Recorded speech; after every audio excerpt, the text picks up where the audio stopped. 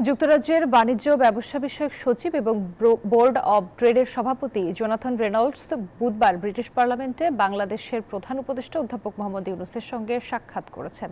এই বৈঠকে দ্বিপাক্ষিক বাণিজ্য সম্পর্ক জোরদার ও দুই দেশের মধ্যে বিনিয়োগের সুযোগ বৃদ্ধির উপায় নিয়ে আলোচনা হয়েছে বলে জানিয়েছে প্রধান উপদেষ্টার প্রেস সচিব শফিকুল আলম। এছাড়া আলোচনায় উঠে আসে পারস্পরিক দেশের স্বার্থ সংশ্লিষ্ট বিভিন্ন অন্তর্ভুক্ত বিষয়, যার মধ্যে ছিল বাণিজ্য সম্প্রসারণ এবং বাংলাদেশের যুক্তরাজ্যের বিনিয়োগ বৃদ্ধি সংক্রান্ত কৌশল। বাংলাদেশের অন্তর্বর্তী সরকারের উদ্যোগ, বিশেষ করে বিদেশে পাচারকৃত অর্থ পুনরুদ্ধারে যুক্তরাজ্যের সমর্থনের কথাও আলোচনায় উঠে আসে।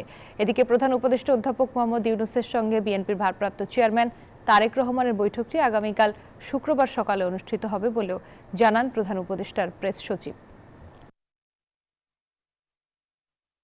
এই ইন্টারিম গভর্নমেন্টের উদ্দেশ্য হচ্ছে একটা ডেমোক্রেসিতে ট্রানজিশন করা। আমরা একটা ট্রানজিশনাল একটা জায়গায় আছি, সেটাকে ইন্টারিম গভর্নমেন্ট, এই ইন্টারিম গভর্নমেন্ট কিভাবে একটা ইলেক্টেড গভর্নমেন্টের কাছে পাওয়ার হ্যান্ড ওভার করবে এবং তার আগে কি ধরনের রিফর্ম করবে সেই বিষয়ে উনি কথা বলেছেন। বিশেষ করে আমাদের যে ম্যান্ডেট, যে রিফর্ম, ট্রায়াল এবং ইলেকশন, এই তিনটা তো আমাদের ম্যান্ডেট। এই তিনটা ম্যান্ডেটে উনি কি কি কাজগুলো করছেন। বান্ডেল থাকলে প্রতি সেনমানিতে টাকা বাঁচবে। বিকাশ সেনমানি বান্ডিল কিনে জিতুন প্রতি লেনদেনে।